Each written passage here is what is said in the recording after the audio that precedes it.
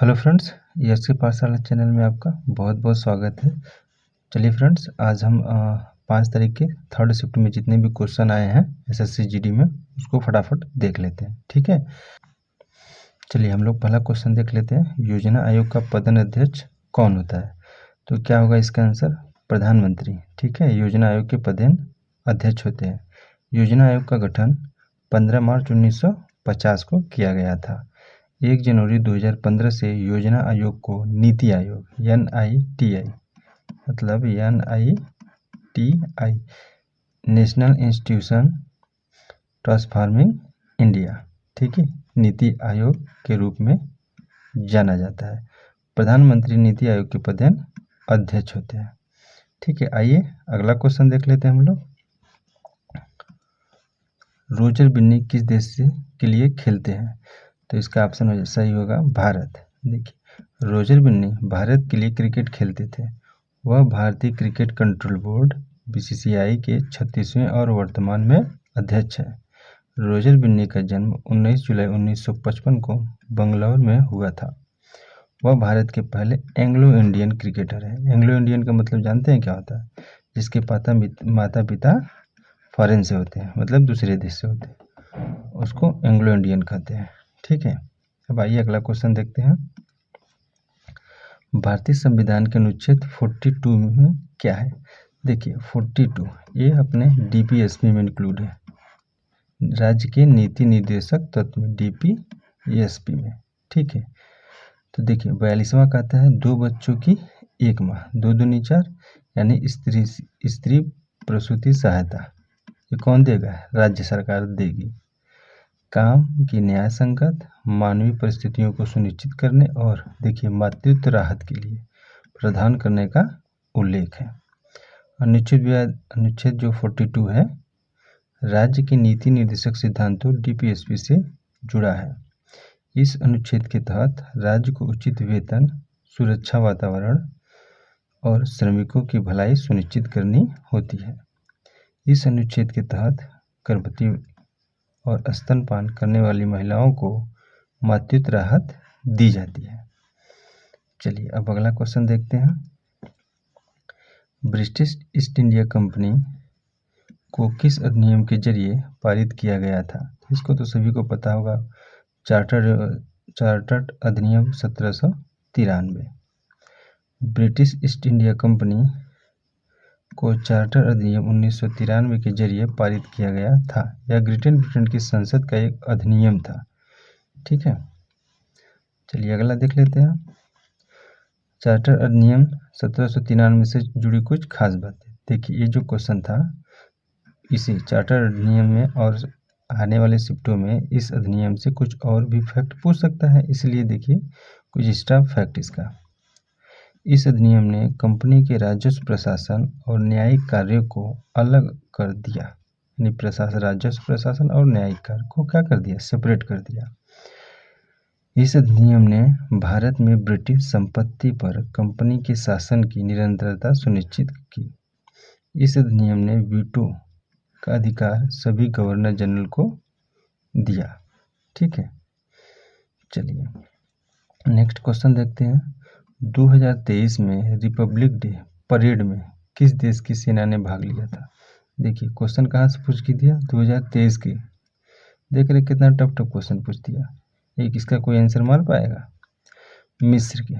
ठीक है, तो 2023 की रिपब्लिक डे परेड में मिस्र इजिप्ट की सेना ने विशेष रूप से भाग लिया था। मिस्र के राष्ट्रपति अब्देल फतह अल सीसी उस वर्ष मुख्य अतिथि थे। देखिए छठा क्वेश्चन क्या पूछ रहा है? इरफान पठान का भाई यूसुफ पठान, क्रिकेट देखते होंगे तो पता होगा इरफान पठान का भाई कौन है?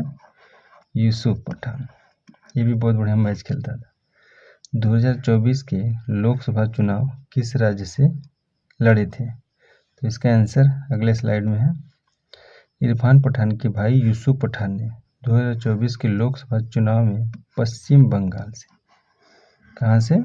पश्चिम बंगाल से चुनाव लड़ा था। उन्होंने तृणमूल कांग्रेस TMC के उम्मीदवार के रूप में चुनाव लड़ा।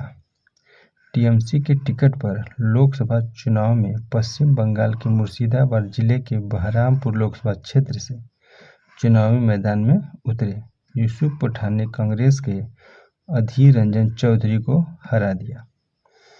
चलिए अब अगला देखते हैं। 2022-23 में ब्लाइंड क्रिकेट वर्ल्ड कप का फाइनल मैच किस स्टेडियम से खेला? देखिए कितने साल से पीछे का पूछ रहा है करेंट।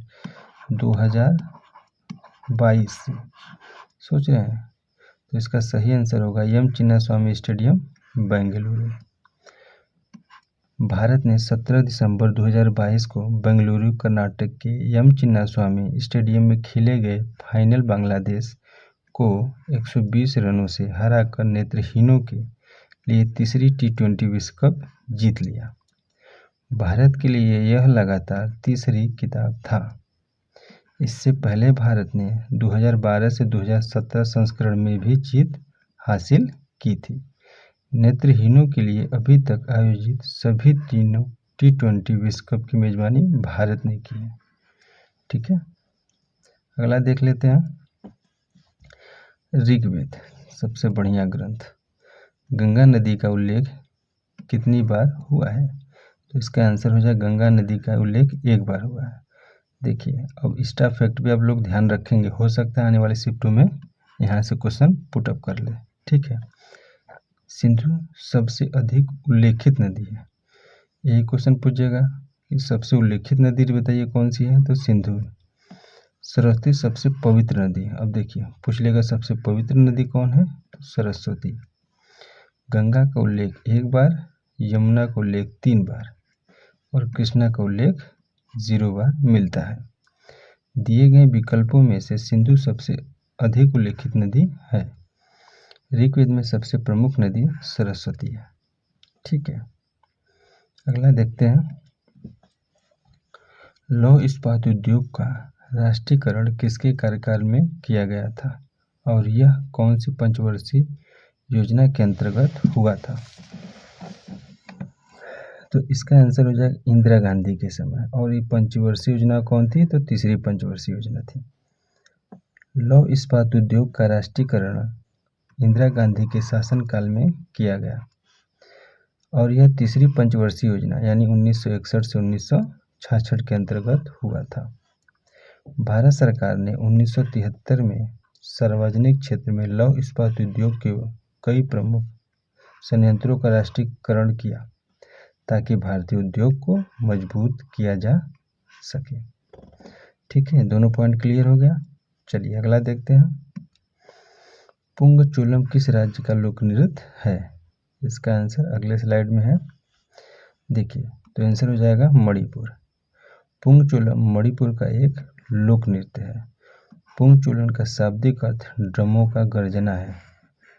ठीक है, यह मणिपुर संकीर्तन संगीत और शास्त्रीय मणिपुर नृत्य की आत्मा है। इस शैली में नर्तक एक ही समय में नृत्य करते हुए पुंग बजाते। पुंग क्या होता है? हाथ से पीटे जाने वाला एक ड्रम का एक रूप होता है, उसी को कहते हैं पुंग। ठीक है, अगला देखते हैं। पेशवा बाजीराव द्वितीय ने अंग्रेजों के साथ बेसिन की संधि पर हस्ताक्षर कब किए? तो 31 दिसंबर 1802 को। देखिए पेशवा बाजीराव द्वितीय ने अंग्रेजों के साथ 31 दिसंबर 1802 को बेसिन की संधि पर हस्ताक्षर किए थे। इस संधि के जरिए बाजीराव द्वितीय ने अंग्रेजों को मराठा क्षेत्र दिए थे। देखिए इससे जुड़ी कुछ प्रमुख बातें हैं। पेशवा ने अंग्रेजों को 6000 सैनिकों की टुकड़ी पूना में रखने की अनुमति दी। पेशवा ने गुजरात, ताप्ती, नर्मदा और तुंगभद्रा नदी के आसपास के क्षेत्रों का राजस्व अंग्रेजों को दिया। देख रहे हैं अंग्रेजों का। लालचंद शर्मा किस शैली से संबंधित हैं? तो इसका हास्य व्यंग शैली से। लालचंद शर्मा हिंदी के प्रसिद्ध कवि और लेखक थे जो विशेष रूप से हास्य व्यंग शैली से संबंधित थे। उनकी रचनाओं में तीव्र बुद्धिमत्ता और समाज के प्रति अधिक प्रेम भाव था। रानी मछैया किस लोक नृत्य से जुड़ी हुई हैं? तो उमट लोक नृत्य। ठीक है। पद्मश्री पुरस्कार विजेता रानी मचैया जो कोडागु यानी कुर्ग की उन्मादत लोक नृत्य कला की प्रतिपादक हैं। Coorg person of the year 2023 भी इनको दिया गया है। चलिए आगे देखते हैं। गरीब कल्याण योजना कितने दिनों के लिए आई थी? तो इसका आंसर हो जाएगा 3 महीनों के लिए।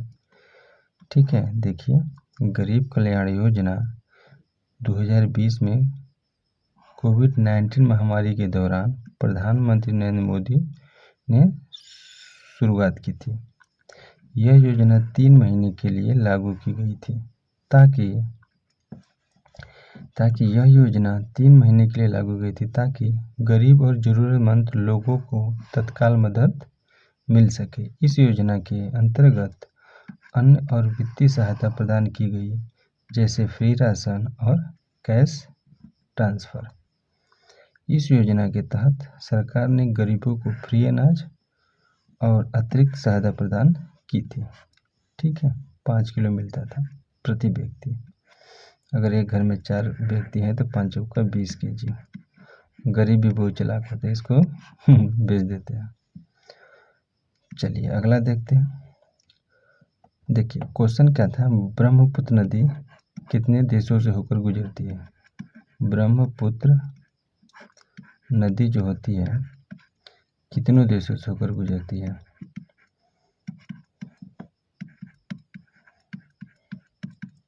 ठीक है। तो ब्रह्मपुत्र भारत, बांग्लादेश और चीन के तिब्बत से होकर बहती है। यह दुनिया की सबसे लंबी नदी में से एक है। ब्रह्मपुत्र नदी कहाँ से होकर गुजरती है? तो देखिएगा, ये तो सब बता दिए हैं। चलिए अगला देखते हैं। इसमें कि अलग जगहों पर इसको क्या क्या कहा जाता है कि चीन देश में इसे क्या कहते हैं, जब भारत में प्रवेश करती है तो क्या कहते हैं, जब बांग्लादेश में प्रवेश करती है तो क्या कहते हैं। देखिए तिब्बत में इसे क्या बोलते हैं? सांगपो नदी बोलते हैं। अरुणाचल प्रदेश में इसे क्या बोलते हैं? दिहांग नदी बोलते हैं। असम में क्या बोलते हैं? तो इसको ब्रह्मपुत्र नदी बोलते हैं। और बांग्लादेश में इसको जमुना नदी बोलते हैं। 4 देशों में देखिए अलग अलग नामों से जाना जाता है। देखिए नदी का पर्यायवाची शब्द क्या होगा? तो सरिता, आपगा, तरंगड़ी, तटनी, निर्झरणी, निम्नगा, अपगा, कुलंकषा, दरिया, वाहिनी, शैलवाहिनी। क्वेश्चन दूसरा हिंदी के क्या है? पारलौकिक का विलोम है तो लौकिक हो जाएगा। बिना वेतन काम करने वाले वाक्यांशों के लिए उचित शब्द क्या होगा?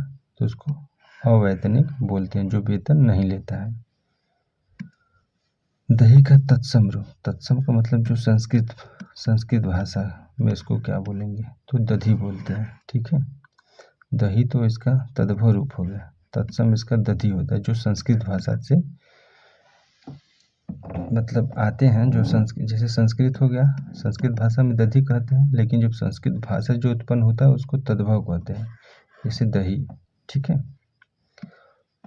अथ का विलोम शब्द क्या होगा? तो इति होगा।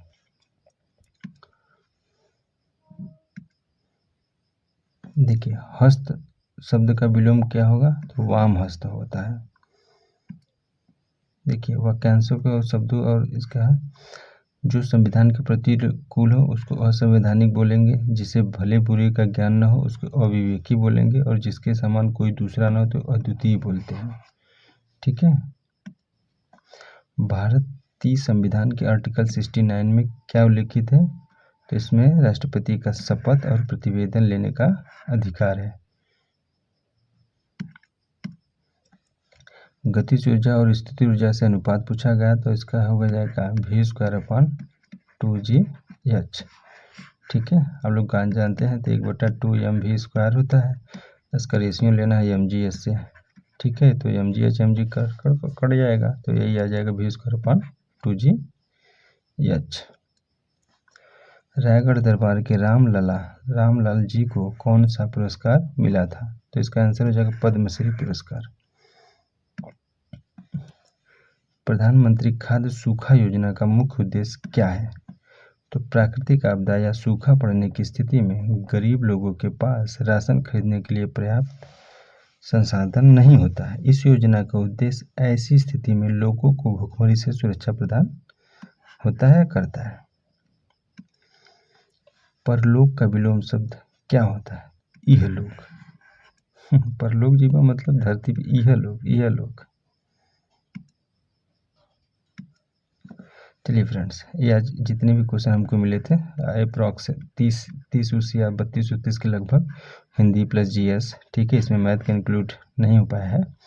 तो आप लोग इस क्वेश्चन को उम्मीद है देख लिए होंगे अच्छे से और अपना तैयारी बेहतर बनाइए, ठीक है। आने वाले बच्चों के लिए best of luck. Thank you. अपने अच्छे से एकदम तैयारी करके जाइएगा, ठीक है। रिवीजन करके पूरा जाइएगा अच्छे से, जितने भी अभी तक पढ़े हैं। चलिए फिर मिलते हैं कल की वीडियो में, तब तक के थैंक यू, बाय बाय।